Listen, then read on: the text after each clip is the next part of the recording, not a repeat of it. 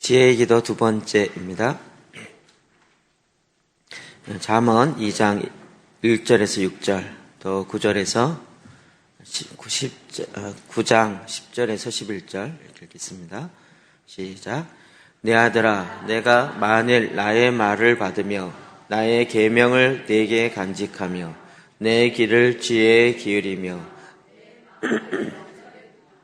지식을 불러 구하며 명철을 얻으려고 소리를 높이며 은을 구하는 것 같이 그것을 구하며 감추어진 보배를 찾는 것 같이 그것을 찾으면 여호와 경외하기를 깨달으며 하나님을 알게 되리니 대저 여호와는 지혜를 주시며 지식과 명철을 그 입에서 내심이며 여호와를 경외하는 것이 지혜의 근본이요 거룩하신 자를 아는 것이 명철이니라. 나 지혜로 말미암아 내 날이 많아질 것이요 내 생명의 해가 내게 더하리라. 아멘. 아멘. 네, 우리 지혜의 기도 오늘 두 번째입니다. 정말 가장 핵심적으로 지혜를 얻어라, 내 아들아. 이 지혜에 대해서 우리는 좀 이렇게 이 세상의 지식을 지혜라고 생각하는 경향이 많이 있었지만, 그러나 정말 진정한 지혜가 무엇인지를 바로 알고 그 말씀에 입각해서 바로 기도하는 것이 얼마나 중요한가를 또 새삼 깨닫습니다. 그래서 유대인들은 자녀들에게 이 지혜를 나누어 주었죠. 지혜를 가리키고요. 이것도 그 상황, 지혜를 나눠주는 방법, 이것이 또 굉장히 중요한 것 같아요.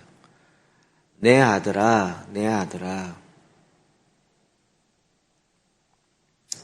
보통 자녀들이 제일 많이 배울 때는 부모의 말을 통해서, 부모의 말하는 걸 통해서 배우죠. 언어 습득할 때도 보면 단어를 배우고 이렇게 하는 게 아니라 엄마 아빠가 따라하는 억양을 먼저 따라하잖아요. 의미도 모르고 옹알이 하는 것 같지만, 그러면서 거기에다가 이제 단어를 넣기 시작하면서 말을 배우기 시작하는 거죠. 그러니까 이 배우는 모든 것은 부모로부터 내려오는 거죠. 그래서 이것을 가르쳐 주는 건 가장 중요한 일이죠.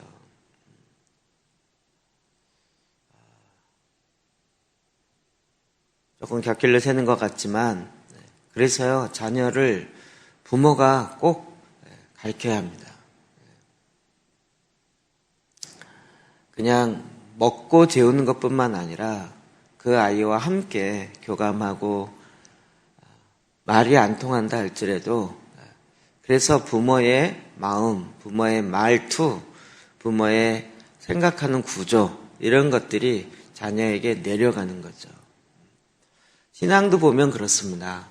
영적인 아비의 그 모습을 그대로 닮아갑니다. 그대로 닮아갑니다. 되게 재밌는 것 중에 하나는, 좀 큰 교회 가면요, 담임 목사님 설교하는 투랑 비슷한 투로 설교하는 부목사님들이 많아요. 경상도 사투리까지 따라 하시는 분들이 많아요. 그 모습을 이렇게 많이 배워가는 거죠.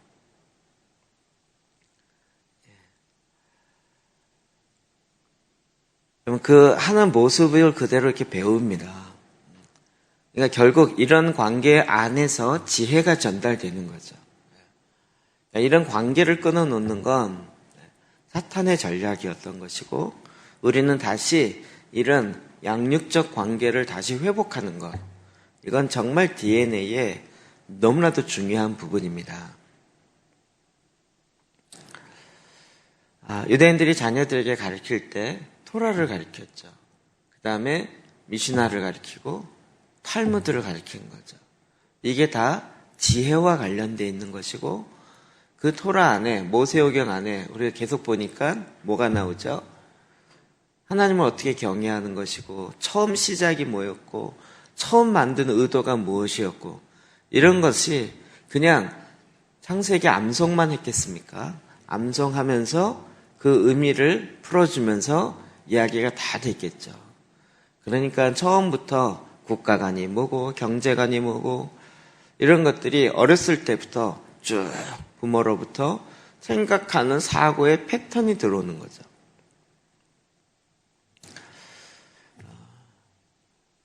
우리에게도 이런 구조를 다시 회복하는 것은 너무나도 중요합니다.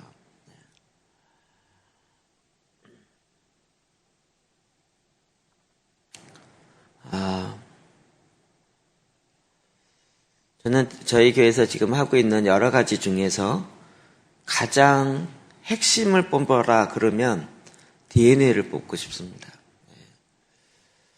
그 양육적 관계 안에서 이 일이 진행돼야 됩니다. 제가 계속 요즘에 이제 강의 때문에 다시 다듬고 하다 보니까 일반 교회에 로컬 처치라고 이야기하는 지역교회에 가장 어려운 것이 1:1 구조를 갖는 거예요. 1:1 구조, 이 양육적 관계의 구조를 갖는 거예요. 그게 담아지지 않으면 이 지혜가 흘러내려가질 않더라고요. 이렇게 예배 시간에 설교를 이렇게 하잖아요. 1대 다잖아요. 이것은 그냥 어떤 면에서 이렇게 전달되어지는 것인데 이럴 것이 갖는 것은 한계가 있고요. 인격적 교감이 되려면 소그룹이 돼야 되는데 소그룹도 그런 면에서 자꾸 바뀌면 그 관계의 끝을, 관계의 흐름을 끊어버리게 되는 거예요. 그냥 이제 양육적 관계의 1:1 관계 아래서 이 하나님이 주시는 지혜가 흘러내려가는 거죠. 굉장히 중요한 얘기입니다. 여러분이 꼭 DNA 양육적 관계 아래서 여러분이 그 말씀들을 배우고 또 지혜를 배우는 그런 일들이 있기를 바랍니다. 자, 이런 관계 안에서 정말 지혜를 구하는데 지혜가 뭐냐? 잠언 9장 10절 말씀 읽어볼까요? 시작. 여호와를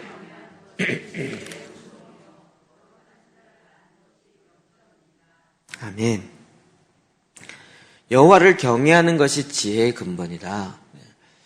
이게 왜 여호와를 경외하는 것이 지혜의 근본일까요? 모든 지혜는 하나님 우리에게 지혜를 주신 것은 원숭이나 침판치와는 또 다른 인간에게 주어진 지혜는 이 모든 것으로 하나님을 경외하는 쪽에 포커스를 맞춰서 주신 거죠. 이 지혜로 하나님보다 더 높아지게 하고자 함이 아니요. 이 지혜로 하나님을 알고 하나님을 경외하게 하는 것. 이것이 가장 첫 번째인 거죠. 그러니까 모세오경을 쭉 보면 결국 어떻게 하나님을 예배하고 하나님을 경배하고 하나님과 함께 만나며 하나님이 원하는 게 뭔지를 알도록 기본적으로 둔 것이 모세오경이죠. 우리에게 제일 중요한 것은 여호와를 경외하는 것. 이것이 가장 중요한 건데 이것을 어떻게 하나님을 어떻게 아느냐? 지혜와 계시형으로 말미암아 아는 것인데 그러므로 지혜는 여호와를 경외하는 것. 이것이 가장 핵심인 거죠. 그래서 우리가 사도의 기도에도 지혜와 계시형을 주사 하나님을 알게 하시오죠. 그러니까 하나님을 알지 못하고는 이 땅에 그 어떠한 지혜도 참다운 지혜일 수가 없는 거죠. 이 세상에 우리는 자꾸 하나님 없는 지식과 그냥 현자의 말 이런 차원에서 지혜를 자꾸 이야기하는데 진정한 지혜는 하나님과 관계되어 있는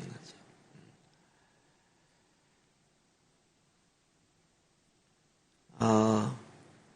그래서 영생은 뭐라고요? 유일하신 하나님과 그의 아들을 아는 것이라고요. 하나님을 온전히 인격적으로 아는 것. 우리 인생에 가장 중요한 거죠. 이것이 내려가야 되는 것이에요. 여러분 이 잠언 1장 7절에도 동일하게 얘기하고 있습니다. 여호와를 경외하는 것이 지식의 근본이오늘 미련한 자는 지혜와 훈계를 멸시하느니라. 하나님을 아는 지혜를 멸시하는 거예요. 그래서 버리는 거죠. 정말 미련한 거죠. 우리에게도 하나님을 아는 지혜, 이것이 교회 안에 가장 중요한 첫 번째로 와야 합니다. 저는 이것이 정말 회복되는 것은 교회의 본질 중에 하나라고 생각이 들어요. 제가 요즘에 이제 계속 임상이 늘어나잖아요. 성경을 10장씩 읽고.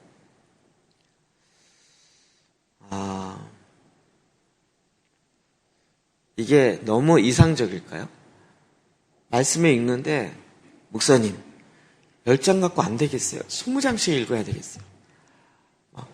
아니, 이게 막 읽다 보니까 막 너무 좋아요. 막 더 읽어보면 안 될까요? 이게 정상일까요? 어떤 다른 그룹에서 목사님들이 이제 성경 읽는데 제가 어떻게 피드백을 궁금해서 좀 받아보니까 이게 이제 숙제인 거예요, 숙제. 10장을 읽어야 되는 게 숙제. 읽고 나서 읽은 말씀 구절을 올리라고 해서 카톡에 계속 올라오는데 제가 보니까 되게 열심히 하는 것 같더라고요. 그 모임을 인도하는 분에게 이렇게 열심히면 정말 뭐가 일어날 것 같다. 어떠냐 그랬더니 픽 웃더라고요. 목사님, 그 위에 제일 대빵 되신 분이 앉아 있기 때문에 다들 하는 건데 이게 조금 더 세게 나갈까 봐 다들 두려워하고 있다고요. 다들 숙제하는 차원에서 있는 거예요. 근데 그 대상이 다 누구냐면요, 목사님들이에요. 근데 여러분들 읽어보면 그런 마음 안 드나요? 성경 10장 읽는 게 왜 그렇게 싫죠, 한쪽에서? 그냥 연속극 한번 쭉 본다든지, 잠깐 한다든지 이러면서 30-40분 씩 지나가는 건 너무나도 쉽게 잘하는데, 성경을 한번 보려면 마음을 잡고 내 안에 하나님 말씀을 두기 싫어하고, 내 안에 하나님 경외하기를 싫어하는, 하나님을 저항하는 이 원죄로부터 나오는 그 뿌리가 내 안에 여전히 자리 잡고 있다는 걸 우리 날마다 느끼죠. 성경 속에 쑥 빠져갖고 읽다 보면 나도 모르게 그냥 쭉쭉 넘어가지만, 우리는 계속 성경 읽을 때 어디가 끝이지? 계속 확인하면서 혹시라도 더 읽을까봐. 끝이 2장 남았네? 이래가면서. 우리 안에 이 무너져 있는 정말 이 DNA의 유전인자의 이것이 이제 바뀌어져야 되는 거죠. 그럼 교회 이게 첫 번째인데, 이 첫 번째로 오는 게 왜 이렇게 힘들죠? 그게 우리의 본질인 거예요. 어찌 보면 너무 쉬운 거잖아요. 성경 10장 읽고 말씀 위해서 기도하자. 우리가 크게 무슨 신학적 무슨 새로운 신학 사상을 만들어서 이 얘기가 아니고, 그 간단한, 그래서 하나님을 알고 말씀이 내 안에 육신이 되어서 하나님 원래 원하시던 성전으로서 성전 가운데 말씀이 거하는 게 당연한 거죠. 법궤 안에 십계명이 있는 게 당연한 거고, 그러니 그 말씀이 내 안에 거하게 하는 그 삶이 회복돼야 된다, 이 얘기잖아요. 그런데 들어가면 들어가 볼수록 내 안에 정말 하나님을 마음에 두기 싫어하는 그 원죄로부터 나오는 죄의 본질, 이렇게 계속 나오는 거예요. 그래서 이거 싸워야 되는 거죠. 그리고 날마다 죽여야 되는 거죠. 사탄은 왜 이렇게 만들어놨을까요? 여호와를 아는 것, 여호와를 경외하는 것이야말로 사탄을 대적할 수 있는, 이길 수 있는 가장 능력이 되는 거죠. 그러니까 이것이야말로 자기에게 있어, 사탄에게 있어서는 최대의 적이 되는 거예요. 어떻게든지 못 보게 하는, 하나님을 경외하지 못하게 하는. 그러나 정말 지혜는 하나님을 경외하는 것으로부터 나옵니다. 자, 이 지혜의 말씀을 어떻게 하라고요? 2장 1절 시작. 내 아들아, 내가 만일 나의 말을 받으며 나의 계명을 내게 간직하며, 그 아버지의 말을 받고 그 계명을 간직해요. 하나님의 말씀을 내 안에 간직해요. 정말 소중하냐. 이런 상상을 해보는데요. 하나님의 말씀을 간직하는 것과 지갑을 간직하는 것과 어떤 게 더 쉽죠? 늘 지갑을 챙겨야 돼요. 나갈 때, 있나? 없네. 나 어디다 뒀지? 진짜 어디다 뒀지? 늘 챙기잖아요. 늘 챙겨요. 지갑을 간직하는 것처럼 하나님의 말씀을 늘 간직하는 거죠. 앞으로 지갑 안에다가는 그렇게 할까요? 돈이랑 똑같은 사이즈로 넣고 말씀을 거기다 집어넣어서 딱딱 보내는 거예요. 이번에 누가 사탄 숭배사가 한국 와서 공연하는데 666 지폐를 뿌렸더라고요. 그 달러에다가 똑같은 거에다 자기 666 사탄의 그림과 이걸 넣어가지고 가짜 지폐인데 그걸 공연 무슨 퍼포먼스로 뿌렸더라고요. 그럼 이제 말씀을 정말 이렇게 간직하는 거예요. 하나님의 그 마음 아니겠어요? 미간에 붙이고 손목에 붙이고 기호로 삼고 정말 항상 어디 갔는지 말씀을 확인하도록. 자, 1장 8절이요. 시작. 내 아들아, 내 아비의 훈계를 들며 내 어머니. 아멘. 정말 아비의 훈계를 들으며 어미의 법을 떠나지 말라. 그럼 이 기초가 잡게 되는 것이 3살 미만이라고요. 그러니까 이때 모른다고 그냥 팽개치지 말고 이때부터 부모가 잡고 그 아이에게 훈계하고 이걸 계속 해야 되는 거죠. 그래서 그 아이로 하여금 그 심성 가운데 DNA가 새기게 하는 거예요. 머리의 구조가 아예 머리 구조가 3살까지 해서 막 만들어지는 그때에 하나님을 경외하는 DNA를 여기다가 만들어 넣어주는 거예요. 그건 정말 부모가 자녀에게 주는 가장 큰 선물이 되겠죠.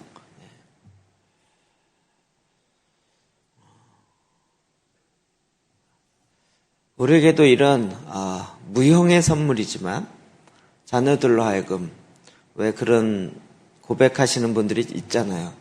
자기가 이렇게 그나마 신앙생활한 건 어머니의 새벽기도 때문에 매일 보면 새벽 예배 가시는 어머니의 모습이 내가 잘못된 길로 갔다 할지라도 다시 돌아오게 만드는 원동력이 됐다. 이런 고백하시는 분이 있잖아요. 그런 모습뿐만 아니라 이제는 그 안에 말씀이 심겨지게 하는 거죠. 그래서 우리 주일학교부터 시작해 다 말씀으로 들어가야 되는 거예요. 자, 4장 7절 또 볼까요? 시작. 지혜가 제일이니 지혜를 얻으라. 아멘. 저도 이제는 이 말에 동의가 됩니다. 지혜가 제일이니 지혜를 얻으라. 여러분도 지혜를 얻기를 주의 이름으로 축복합니다. 재물을 얻기보다는 지혜를 얻기를 바라십시오. 그래서 그 지혜, 정말 하나님의 지혜가 내 안에 들어올 때 그것이 내 모든 것을 가지고 명철을 얻는 거예요. 내 가진 모든 재산을 내어주고라도 하나님의 지혜, 하나님의 명철을 얻는 것에 우선순위를 두는 거죠.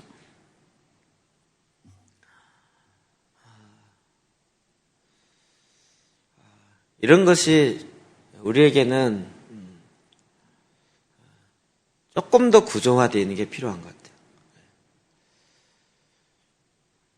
같아요. 제가 자꾸 이제 좀 조심조심 여쭤보는데 저희 교회에서 하는 게 좀 힘든가요? 안 힘드세요? 좋으세요? 괜찮으세요? 네. 좀 더 세게 할까 생각하고 지금 물어보는 거예요. 제가 어제 계속 이렇게 생각하면서 요즘 릴리 목사님과 비교해보면서 릴리 목사님과 나의 차이점은 뭘까 자꾸 그렇게 생각해 보거든요. 릴리 목사님 저보다 나이가 한 살이 어려요. 근데 이거를 6, 7년 동안 쭉 해내면서, 근데 이번에 강의 들으면서 드는 생각은 뭐냐, 그분은 뭘 계속 고민하냐면, 제가 이런 부분에 마음이 약한 거예요. 이거 좋습니다. 여러분 한번 해보세요. 좋아요. 정말 좋아요. 이렇게 끝나잖아요. 릴리 목사님은 이 장군의 딸이라 군대라 안 하면 안 되도록 구조를 딱 만들어 놓고 그리고 계속 몰아붙여갖고 온 개가 다 하게 만드는 그거를 실제로 행하는 거거든요. 여기에 비하면 저는 정말 아주 느슨해서 마음이 약해가지고 또 막 밀어붙이다가도 힘들다 그러면 아유 좀 힘든 사람도 있지 뭐 이러면 그리고 이제 슬슬 막 좀 힘을 빼는 경향이 있는데 지혜를 제일 첫 번째로 얻도록 조금 더 세게 하는 게 낫지 않을까요?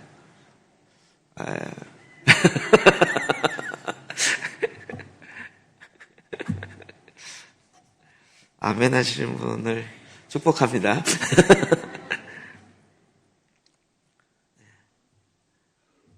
다시 2장 1절 들어볼까요? 시작. 내 귀를 지혜에 기울이며.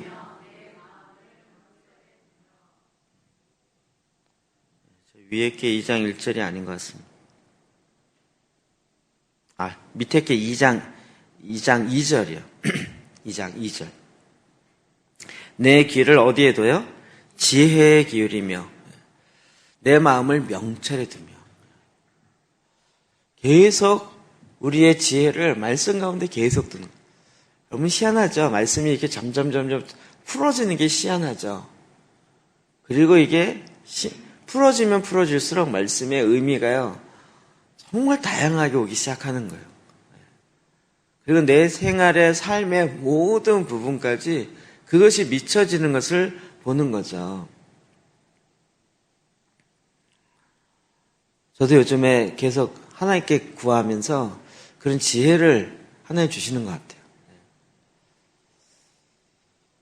이번에 지난주에 제천 갔었던데도 제가 작년만 하더라도 안 갔거든요. 계속 언제 한번 좀 이렇게 왔으면 좋겠다는데 계속 안 갔거든요. 왜냐면 그 하시는 분이 시의회 의원인데 물어보니까 너무 바쁜 거예요. 그리고 이분이 할 만한 생각이 없다라는 판단이 딱 든 거예요. 바쁘니까. 시의회 의원만 하는 게 아니라 기독교 서점도 하죠. 못도 하죠. 너무 바쁘더라고요. 그래서 이분은 우선순위가 안 바뀌겠다. 그리고 이제 포기. 그러면 이제 안 가는 거였죠. 이번에 이제 제 안에 전국적으로 빨리 네트워크를 만들어야 되겠다는 부담감에 이번에 연락 왔을 때 알았다고 가겠다고 쉽게 이제 예스를 했어요. 근데 거기에 지혜가 하나 들어온 거죠. 이런 일을 몇 번 해보니까 어떤 지혜가 있냐면 딱 그분은 안 하더라도 그분을 통해서 오는 다른 사람 중에서 하더라고요.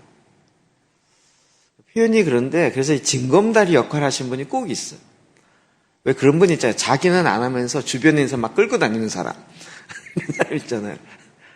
이거 좋다 그러면서 막 끌고 다니는데 본인은 정작은 안 해. 옛날 같으면 그러면 이 사람이 해야 되는데 안 하면 안 해 라고 했었는데 제 안에 이제 그런 지혜가 생긴 거죠. 그가 아니라 할지라도 하나님이 그를 통해서 일하는 또 다른 사람을 만나게 할 거라는 그런 기대가 있는 거죠. 그리고 실제로 그렇게 일하셨던 하나님의 역사가 많이 있고 그래서 이게 하나님의 지혜구나.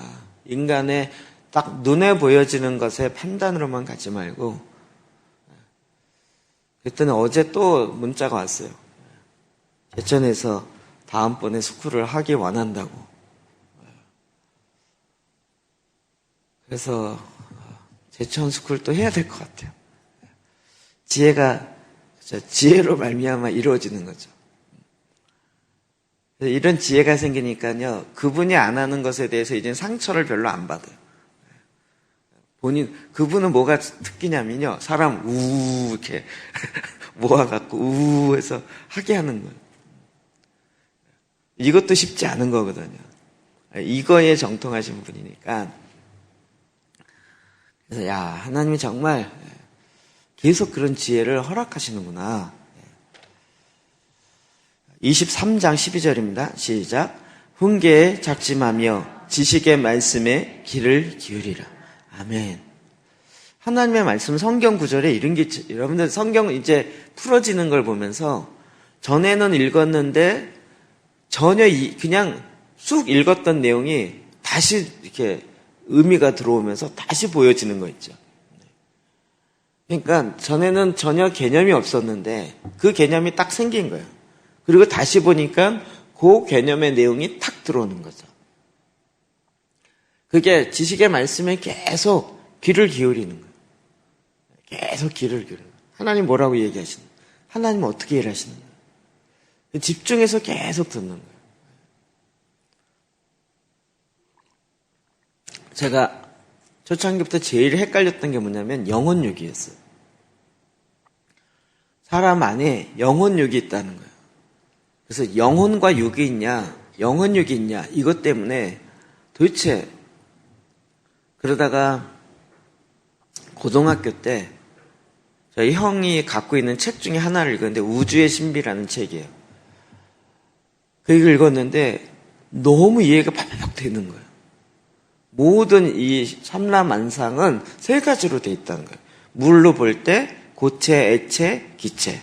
그쵸? 그래갖고 고체는 딱딱하고 액체는 물처럼 흐르고 기체는 눈에 보이지 않지만 올라가고 세 가지 형태가 있다는 거예요. 이러면서 우리의 인간도 세 가지 형태로 딱 설명을 하는데 이해가 팍 되는 거예요. 그래서 야, 이거 정말 대단하다. 이 세상에 보니까 다 그런 거예요. 근데 하나님의 기능들이 그다음부터 제가 막 생각이 발전한 거예요. 입도 하나님 만들 때 입 하나만 하셨어요. 여러분 입이 말하는 것 따로 먹는 것 따로 숨쉬는 것 따로 입이 세 개가 있어갖고 먹을 땐 일로 넣고 이렇게 되면 그렇지 않고 이걸 하나로 만들어놨어요. 그래서 이 하나에서 기능을 다 하게 한 거죠. 하나님은 보통 두 가지 기능이 아니라 세 가지 기능을 기본적으로 같이 놔뒀더라고요. 그래서 그 책이 너무 좋아가지고요. 그 책을 갖고 누구한테 이야기했어요. 그랬더니 목사님한테인가 우리 교회 목사님한테 얘기했더니 딱 보더니 위험한 책이래요. 왜요? 뭐가 위험해요? 그랬더니 3분설로 나누는 건 2단에 빠지기 쉽다는 거예요. 영혼과 육 2분설로 있어야 2단으로 안 빠지는데 3분설로 빠지면 영혼, 육 세 개로 나누면 결국 영과 육 나누기 시작하면서 2단으로 빠지기 쉽다는 거예요. 그리고 제가 그때 또 순진하잖아요. 그래요? 그 다음부터는 또 안 본 거예요. 대학 다니까 계속 2분설 얘기했죠. 그러다가 이제 대학 졸업하고 IBP라는 출판사 가갖고 책을 이렇게 딱 보는데요. 책에 또 3분설에 대한 내용이 딱 나온 거예요. 담당하는 간사님에게 이게 3분설인데 신학적으로 좀 논쟁이 많은 부분인데 그러면 우리의 입장은 3분설이냐 이렇게 물어봤더니 그게 뭔 상관이 있어요? 그러더라고요. 너무 대수롭지 않게 뭔 상관이 있냐고. 그 다음부터 정리가 안 됐어요. 그런데 황성주 박사, 그분 한번 강사로 초청해서 강의를 들었는데 그분은 보통 영혼, 육 이렇게 세 가지 육이 있고 영이 혼이 있고 영이 있다 이렇게 얘기하잖아요. 그분은 그렇게 얘기 안 하고요. 4개로 놓더라고요. 4개로. 그러니까 지금 잘 기억이 안 나는데 마음인가 뭐 하나를 더 넣어가지고 4개로 돼 있다는 거예요. 그래서 제가 너무 제가 지금 이렇게 5분 안에 얘기하지만 이게요 10년에 하나씩 있었던 사건인 거예요. 그래서 어떤 모임에서 제가 그게 너무 궁금해서 질문을 했어요. 그랬더니 뭘 그 쓸데없는 걸 고민하냐는 거예요. 하여튼 좀 그걸 엄청 먹었어요. 그러다가 나중에 그리고 10년 지나서 제가 종보기도 때문에 고민하고 기도하고 이러면서 이게 정리가 안 되면 안 되는 거예요. 그때 이제 케네스 에겐 목사님의 인간의 세 가지 요소를 책 그걸 딱 보면서 정리가 이제 말씀으로 정리가 딱 된 거죠. 말씀으로 정리가 되니까 마음에 딱. 저는요, 영혼육 얘기만 나오면 계속 귀가 기울여졌던 거예요. 그리고 나서 우리 셀교회 교재 만든 랄프 네이버 말고 조엘 코메스키라고 소그룹이 몰려들은 사람이 몰려는 소그룹, 그분이 쓴 신학적 개론이 있는데 거기에 보니까 그 이야기를 쭉 하는 거예요. 말씀에 계속 집중하면요, 그게 보여요. 그거를 제가 지식으로만 구했기 때문에 이게 20-30년 걸렸지, 말씀에 계속 집중했었으면 이 말씀이 이걸 요구하는구나. 가장 기본적으로 히브리서 4장 12절이에요. 하나님의 말씀은 살아있고 운동력이 있어서 뭐와 뭘 나눠요? 혼과 영. 혼과 영. 관절과 골수를 찔러 쪼개지만 혼과 영을 분별. 야, 이 말씀이 정말 이렇게 있었구나를. 말씀으로 계속 집중하면 이런 것들이 이제 풀리고 정리하게 되는 거예요. 여러분 계속 그래서 말씀에 집중하는 거죠. 자, 그러려면 우리가 어떻게 이 지혜를 얻을 수 있냐? 어떻게 얻을 수 있는가? 잠언 2장 3절 시작. 지식을 불러 구하며 명철을 얻으려고 소리를 높여. 구하라는 거예요. 하나님의 아는 지혜를 계속 구하라는 거예요. 계속 소리를 높여서 구하라는 거예요. 너무도 감사한 건 제가 트랜스포메이션 관련돼서 계속 외치고 그랬더니 그때 강의했던 한정희 목사님이 저한테 목사님 그쪽에 관심이 많죠? 미국에서 그런 거 하시는 한국 선교사 있어요. 이거 책 읽어보세요. 그리고 그냥 툭 소개해 준 게 김종필 선교사예요. 그래갖고 그런 분이 있어? 그리고 그분 책을 보니까 우와 대단한 거예요. 그때부터 이제 또 계속 구한 거예요. 계속. 제가 김정필 선교사님의 설교와 그 메시지를 들으려고 어떻게 했는지를 여러분이 상상이 안 가실 거예요. 한참 그분이 막 한 3년 동안 다닐 때 그때 막 들었는데요. 그분의 스케줄을 제가 알 정도였어요. 기도 편지에 보면 내가 이번에 어디 가서 말씀을 전합니다. 그러면 거기를 그 교회를 미리 들어가서 홈페이지에 동영상이 되는지 설교한 게 녹음이 뜨는지 그런 걸 조사를 해요. 그래갖고 그 설교를 하는데 이게 녹음이 안 되면 즉석에서 녹음을 떠요. 그래갖고 어떤 녹음 뜬 거는요, 이게 컴퓨터에서 나오는 걸 녹음으로 그 곰 녹음기로 녹음하면 컴퓨터에서 나오는 소리만 되는 게 아니라 제가 그냥 여기서 얘기하거나 따각따각하는 이 소리도 녹음되거든요. 그런 거 되게 많아요. 갔다 보면 제가 그 녹음하면서 또 다른 컴퓨터 이렇게 하면 마우스 소리 띠걱띠걱 소리가 녹음이 같이 돼요. 이렇게 해서 건 150편인가를 모은 거예요. 계속 듣고. 계속 구한 거죠. 계속. 그러면서 거기서 확증된 게 중보기도의 핵심은 템플 프레이어라는 거예요. 그 누구도, 세상에 그 누구도 이 얘기를 한 사람이 없었어요. 그 회당에서 기도가 가장 핵심이라는 거예요. 그래서 중보기도 했던 게 쭉 정리되고, 그리고 회당 기도에 또 들어가다 보니까 회당 기도의 핵심은 또 말씀 기도인 거예요. 제가 배가 아파서 자꾸 이야기를 하는 거예요. 여러분 너무 쉽게 말씀 기도 이거구나라고 하지만 제가 그걸 얻기까지는 20년 이상 계속 집중하고 그걸 얻으려고 소리를 높이면서 이렇게 해서 얻은 거란 말이에요. 여러분 너무 편하게 얻는 것 같아요. 나눠주지 말을까? 예, 4절 상반절이요. 시작. 오늘 구하는 것 같이 그것을 구한다. 또 구하라고요. 계속 구하라. B절 시작. 감추어진 보배를 찾는 것 같이 그것을 찾으면. 여러분 이거 계속 구하고 찾으라는 거예요. 주님 우리에게 이 갈망함을 계속 갖게 하는 거예요. 저는 하나를 뭘 구해야 되겠다 그러면 하여튼 집중해서 어떤 것만 20, 30년 걸린 게 있는 거죠.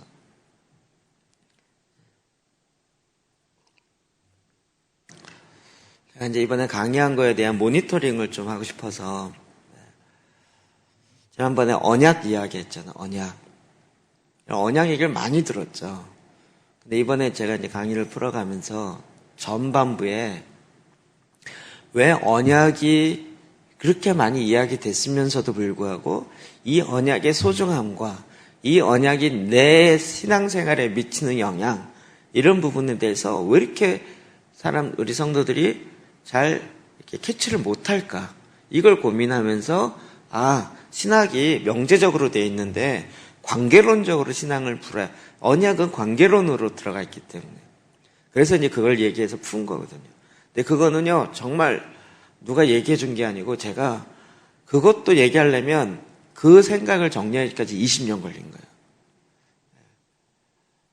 이걸 다 근데 그걸 20년 걸려서 제가 10분 만에 딱 정리해서 표로 하나님이 우리를 바라보면서 선십이고 우리가 하나님을 바라보면서 로드십이고 우리가 세상을 바라보면서 청지기 정신 스터너십이고 서로를 바라보면서 공동체적 이 그래프 하나 만들기까지 20년 걸렸다니까요. 여러분 10분 만에 보는 거지만 근데 이게 저의 고민 속에서 나온 거기 때문에 어디서 아직 확인을 못 받았어요. 그래서 목사님들이 어떤지 그 설명을 들으면서 어떠냐고 이제 물어봤더니 내가 잘못 물어본 것 같아요. 좀 막 샤프하신 분한테 물어봐야 되는데 너무 인품이 좋으신 분한테 물어봐서 언약이 왜 성도들이 이해가 안 되는지, 그러니까 적용이 안 되는지에서 고민했다는 얘기를 듣고 충격을 받았대요. 그런 걸 뭘 고민하지? 그냥 그러면 그런가 보다 그러지. 언약이 중요하다면 언약이 중요하구나 이렇게 생각하지. 이 교회 성도들 마음속에 언약적 관계 위에 신앙이 서 있다라는 이게 적용 안 되는 것 때문에 그런 걸로 고민을 해? 그런 약간 쓸데없는 것 같은 고민을 한다는 것을 듣고 약간 충격이라는 거예요. 저는 계속 어떤 면에서 모니터링 하거든요. 말씀이 이야기했는데 정말 그게 사라지는 거예요. 그래서 계속 구하는 거죠. 계속 구하는 거예요. 그러면 이것이 우리 안에 갈망함을 갖게 해요. 그리고 또 그냥 주어진 것은 그래서 책은 제가 절대 공짜로 안 주잖아요. 책은요.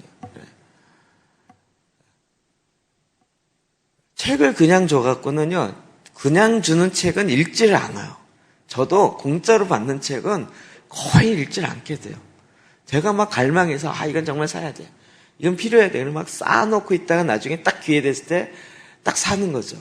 그 책은 그냥 사자마자부터 시작해서 목차부터 보고, 그 다음에 또 기회 되면 또 다시 꺼내보고 막 이렇게 되는데, 그냥 누가 툭 던져준 책은 거의 읽지 않게 되는 거예요. 우리 안에 뭐가 먼저 준비돼야 돼요? 마음에 지혜가 내 안에 들어올 때 이 지혜가 내 안에 풀어질 수 있는 이 마음이 준비되는데 이게 구하는 거예요. 구하는 거예요. 그래서 주님이 계속 구하라 그러신 거죠. 마태복음 7장 7절에 시작. 구하라.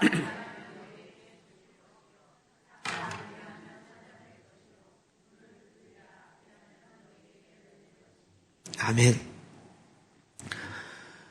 그래서 제가 또 고민하는 것 중에 하나는 기도재단에서 10장씩 읽는데 대부분 사람들이 읽고 나서 기도도 하지만 이걸 어디다 써야 되는지를 잘 모르는 경향이 많은 거예요. 그래서 이제 조만간 지난번에 얘기한 것처럼 내년은 하나님의 나라의 관점으로 창세기부터 계시록까지 읽기 계속하는 거예요.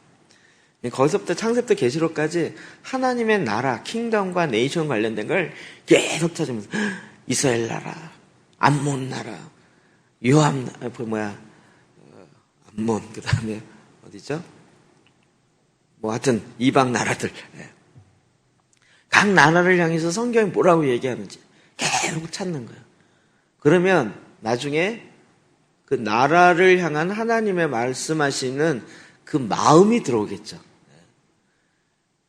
이런 걸 갖고 성경을 봐야 되는데 그냥 아무 생각 없이 쭉 읽어서 콩나물에 뭐 걸러지듯이 읽고 나서 걸러지면 좋겠지. 뭐 큰 거 하나 걸리겠지. 그러면 안 걸린다니까요. 질문을 갖고 읽으셔야 돼요. 어떤 부분은 질문을 갖고 해야 돼요. 그래서 그 질문도 조그만 질문 말고요. 오늘 나한테 무슨 복을 주실까? 이런 식의 질문 말고 큰 거. 하나님은 어떤 분인가? 이렇게 가든지 아니면 정말 하나님의 나라는 어떤 것인가? 그걸 계속 구하고 찾고 두드리라는 거예요. 하나님이 계속 주시겠다. 그렇지 않겠어요? 하나님 그걸 계속 주시는 거예요. 에스겔서 36장 37절 시작. 그래도 이스라엘 족속이 이같이 자기들에게 이루어 주기를 내게 구하여야 할지라. 아멘. 하나님이 주시기로 작정했다 할지라도 어떻게 해야 된다고요? 구해야 된다. 이건 우리가 해야 되는 거예요. 하나님이 주시기로 예언되어 있고 예언됐어. 그렇다 할지라도 내가 구해야 되는 거예요. 세계적인 예언자가 와서 나한테 기도하면서 성령께서 이렇게 말씀하신다면서 주셨어요. 그게 저절로 되는 게 아니라 어떻게 돼야 돼요? 내가 구해야 되는 거예요. 너무 감사한 것은 야고보서 1장 5절이요. 시작. 너희 중에 누구든지 지혜가 부족하거든 모든 사람에게 후히 주시고 꾸짖지 아니하시는 하나님께 구하라. 그리하면 주시리라. 아멘. 주님이 뭐라 그러셨어요? 구하라 그랬어요. 지혜와 관련돼서 구하라고요. 그리하면 하나님께서 주시겠다고요. 하나님 이거 완전 보증이잖아요. 보증. 여러분 지혜가 부족하다고 느끼세요? 부족한 것 때문에 한탄해하지 마시고 부족한 것으로 인해서 어떻게 하라고요? 계속 구하라고요. 지혜를 구하라고요. 저는 사도행전 그 보면서 베드로와 요한, 우리와 같은 범인인데 우리와 같은 사람인데 이렇게 안진뱅이를 일으키고 그가 설교를 하고 깜짝 놀랐잖아요. 모든 사람이 보기에도 베드로는 우리랑 똑같은 사람 아니면 좀 오히려 못한 사람이라고 생각하고 있는데 그가 주님을 만나고 계속 지혜를 구하니까 사람이 생각지도 못했던 그런 일들이 역사가 일어나요. 왜요? 하나님이 주셨어요. 하나님이 주신 거죠. 그래서 여러분 구하셔야 됩니다. 그런데 이기적인 걸 구하는 것이 아니라 하나님의 나라와 의를 구하는 거죠. 하나님은 얼마든지 하시겠다면 얼마든지 일어나서 하게 하시는 거예요. 자, 이 지혜의 가치가 어떤가? 5절, 6절 봅시다. 시작. 여호와 경외하기를 깨달으며 하나님을 알게 되리니 대저 여호와는 지혜를 주시며 지식과 명철을 그 입에서 내심이. 아멘. 그렇게 해서 그 지혜를 말미암아 여호와 경외하기를 깨달아서 하나님 알게 돼요.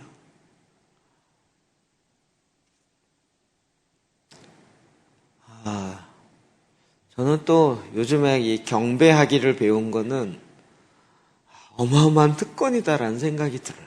경배하기 배운. 이걸 개인적으로 하시는 분들의 이렇게 피드백을 들어보면 너무 좋은 거예요. 처음에는 다들 약간 우상숭배 아닌가? 뭐 이런 생각이 들다가 그러나 실제로 시편을 또 보혈기도 하면서 경배하기를 해보면서요. 다들 와, 이 진짜 그렇죠? 성경에 계속 나오니까 계속 나오잖아요. 여호와를 경배하며 무릎 꿇고 주님께 머리를 숙이며 계속 나오는 거죠. 하나님이 그것을 알게 하세요. 그 가치를 알게 하세요. 정말 그 일을 행하게 하세요.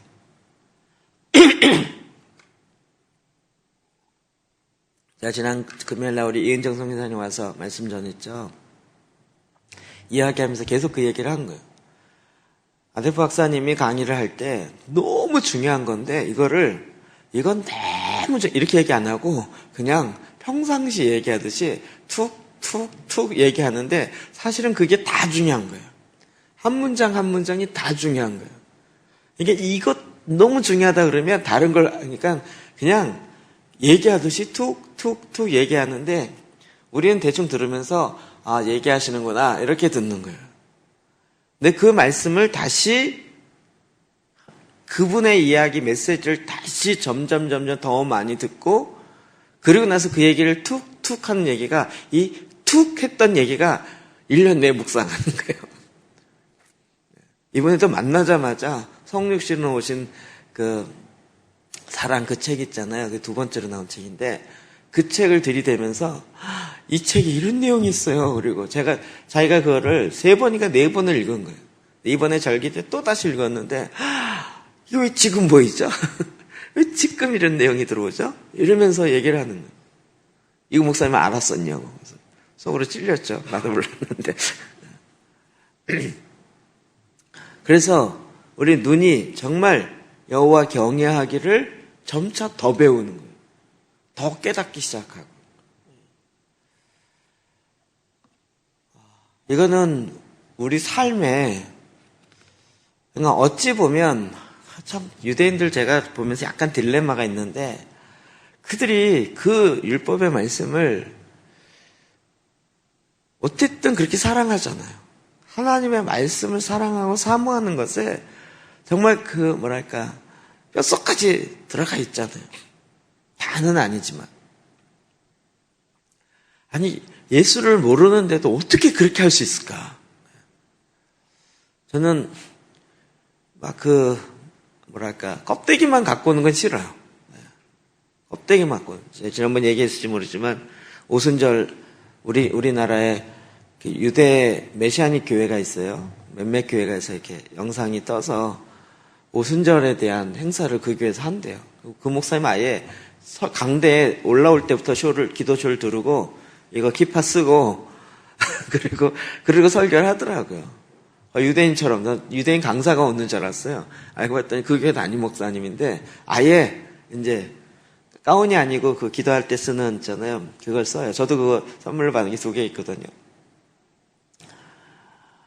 그리고 하는데요. 그러면서 막 말씀 그 오순절날 하나의 말씀을 기뻐하는 것을 그 두루마리 성경을 어디서 있더라고요. 그게 어느 두 사람이 그걸 들고 한 바퀴를 도는데 돌면서 이 두루마리 성경을 해서 막 기뻐하고 외치고 그 앞에 가면서 키스하고 이거를 훈련시키더라고요. 속으로 그냥 4번 반복해서 읽는 게 낫지. 막 저는 그런 마음이 드는 거예요. 어떤 그 형태의 껍질을 갖고 와라. 그 형태의 틀을 갖고 와라. 이 얘기가 아니고 정말 마음에 하나님을 아는 그 말씀에 정말 집중하여서 이것이야말로 최고다라고 얘기하는 여러분 그 지혜예요. 그게 말씀 안에 또 그러므로 그 교회 안에 계속적으로 더 드러나야 되지 않을까요? 더 드러나고 호세아 6장 3절입니다. 시작. 그러므로 우리가 여호와를 알자. 힘써 여호와를 알자. 그의 나타나심은 새벽빛같이 어김없나니 비와 같이 땅을 적시는 늦은 비와 같이 우리에게 임하시리라 하시니. 아멘. 여호와를 알자. 힘써 여호와를 알자. 여호와를 아는 건 뭐죠? 여호와를 경외하는 거죠. 하나님을 아는 것 지혜죠. 그가 새벽빛같이 어김없이 땅을 적시는 늦은 비와 같이 우리에게 임하시는 거예요. 그럼 주님이 말씀하시는 대로 이 세상이 이루어지는 거죠. 오늘 저희가 새벽에는 새벽 시간이 늘 짧기 때문에 다 읽지 못하는데 본문이 길면 그래서 24장부터 27장까지 읽었거든요. 이사야. 그거는 미래에 있어질 예언이에요. 아직도 이루어지지 않은 예언들. 이사야 23장까지 열방을 향한 예언들이 나와요. 왜냐하면 열방의 선지자로 바뀌어지잖아요. 그래서 다시 이렇게 보는데요. 와, 마지막 때 어떻게 하나님이 심판하시는지 그게 정말 계시록에 있는 게 거기서 이게 복사해서 간 것처럼 정말 그런 말씀들이 졸졸 나옵니다. 하나님은 어김없으세요. 정하신 대로 얘기해요. 그러니까 이사야에게 이미 내가 마지막 때 이렇게 심판할 것이다 라고 정하신 대로 어김없이 그대로 역사하시는 거예요. 그런 걸 보면 우리가 너무 쉽죠. 디모데후서 3장 16절 17절이요. 시작. 모든 성경은 하나님의 감동으로 된 것으로 교훈과 책망과 바르게 함과 의로 교육하기에 유익하니 이는 하나님의 사람으로 온전하게 하며 모든 선한 일을 행할 능력을 갖추게 하려 함이라. 아멘. 아멘. 저는 뒷부분에 17절, 16절은 너무 유명해서 잘 알잖아요. 그럼에도 불구하고 왜 말씀에 집중이 잘 안 될까요? 뭔가 방법이 잘못되지 않았을까요? 그런데 이 말씀이 어떻게 해요? 하나님의 사람으로 온전하게 해준다. 여러분 계속 말씀을 보고 말씀으로 내 안에 담기 시작하니까 내가 하나님의 사람으로 점점 되어간다는 걸 느끼시죠? 아, 말씀이 이렇게 얘기하고 있구나. 그러면 그 말씀에 자꾸 내 삶을 맞춰가는 거예요. 우리의 삶의 사역을 맞춰가는 거고요. 그리고 이것을 행할 수 있는 선한 일을 행할 능력을 갖추게 하려 합니다. 하나님이 그것을 행할 수 있도록 그 능력을 갖추게 하시는 거죠. 그게 다 무엇이에요? 하나님의 말씀인 거죠. 하나님의 말씀. 그러므로 우리는 하나님의 말씀을 향한 이 지혜가요, 계속 더 집중하게 되는 거죠. 열왕기상 4장 29, 30절입니다. 시작. 하나님이 솔로몬에게 지혜와 총명을 심히 많이 주시고 또 넓은 마음을 주시되 바닷가에 모래같이 하시니 솔로몬의 지혜가 동쪽 모든 사람의 아멘, 아멘. 하나님께 지혜를 구했을 때 하나님께서 정말 그 솔로몬에게 지혜와 총명을 심히 많이 주시고요. 제가 이번 주일날 오후에 강의했던 그 건사연 건강한 사회 만들기 운동, 그 단체는 전에부터 좀 알긴 했었어요. 근데 그 단체를 그 한 대표가 만들었다는 건 처음 이번에 알았어요. 이 대표가 누구냐면 그때 처음에 얘기했죠. 제가 모교회에 있을 때 초등학교 2학년 때부터 다녔던 그 교회에서 대학 2학년 때 전도사를 처음 했거든요. 모교회에서. 그래서 제가 전도사 할 때 초등학교 학생이었어요. 그러니까 뭐 정말 28년 만에 만난 거거든요.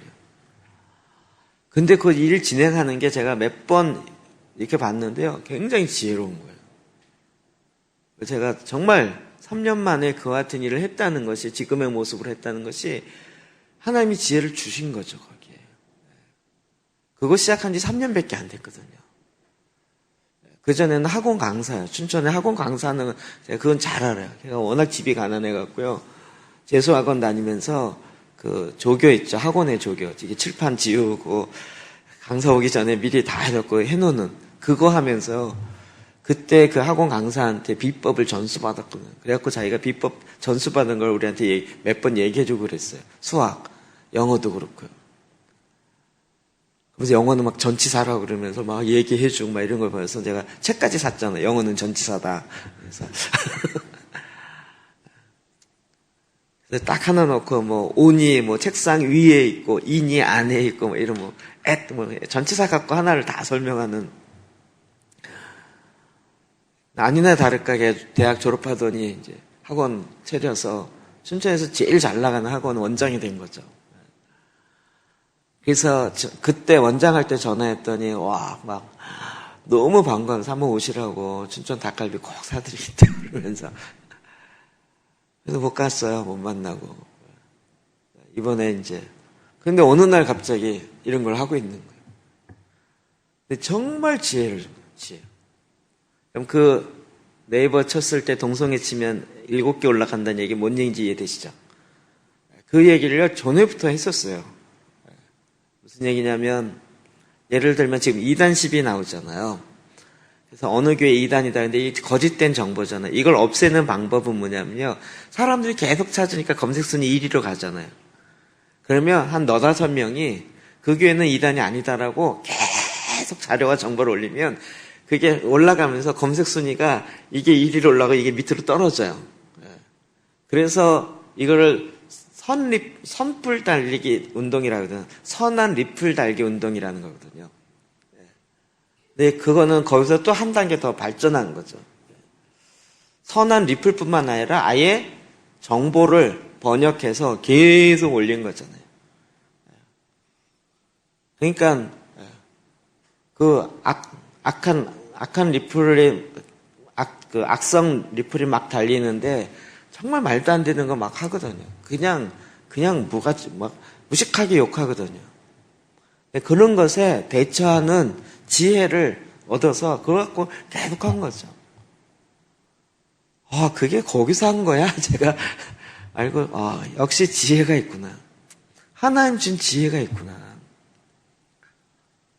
그제 어제도 김해 가서 술 얘기했더니 너무 잘하는 거야. 너무 잘 알아. 그리고 이쪽 계통에서 그 단체는 굉장히 건강하고 굉장히 행동력 있고 그런 단체로 이미 검증되어 있고 소문이 나 있더라고요. 왜요? 하나님이 지혜를 주고.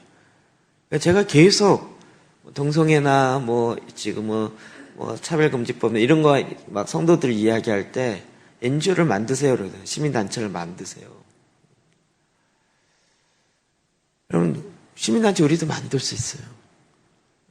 그래서 그 단체 안에 정말 활동하는 제대로 합시다라고 움직이는 100명만 있어도요. 어마어마해요. 그 파급 효과가. 그렇게 해서 만들어 가면 되는 거거든요. 하면 되거든요. 네, 그 일을 실제로 한 거죠. 하다 보니까 본인이 전문가예요. 강의 들으는데 여러분 뭐 생각나세요? 역시 학원 강사 이 느낌 딱 안 드세요? 말투며. 완전히 학원 강사의 말투. 그런 강의법. 하나님 또 그걸 그렇게 싹 바꿔서 쓰시더라고요. 하나님은 그렇게 지혜를 주세요. 그게 그냥 되는 게 아니고요. 하나님께 계속 구할 때 그 필요한 지혜를 실제적으로 주시는 거죠. 저와 여러분도요. 하나님께 계속 구할 때 하나님이 그 일을 할 수 있도록 지혜를 주세요. 여러분의 기업도 마찬가지고 지금 하고 있는 모든 부분도 마찬가지예요. 계속 구하면 하나님이 지혜를 주세요. 그럼 그 지혜로 말미암아 하나님이 주시는 그 지혜로 이 땅에 필요한 걸 하는 거예요. 우리는 대부분 내가 지혜가 없을 때 나 왜 이렇게 머리가 안 좋지? 그러지 마시고 그때 지혜를 주세요. 지혜를 주세요. 하나님께 구하시라고. 그러면 후히 주시고 꾸짖지 아니하시는 하나님께서 하나님의 그 믿음의 역사를 이루실 거예요. 이렇게 우리에게 구하라고 말씀하신 거죠. 이 삶의 자세가 잡혀 있을 때 우리가 모든 난관이 나에게 올 때에도 계속 하나님 지혜를 주세요. 그러면 그 난관을 넘어가고 또 이기고 하나님 주신 지혜로 말미암아 그것을 감당할 수 있겠죠.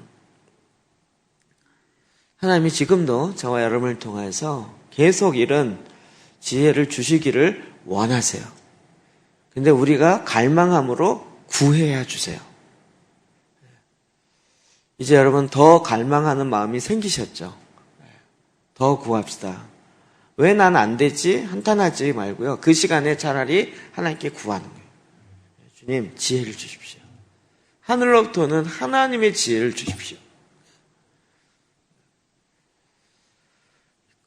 하나님이 일하시는 것을 지금도 저와 여러분을 통해서 보게 될 것입니다. 알게 될 것입니다. 하나님이 이 믿음의 역사를 저희 가운데 이루실 것입니다.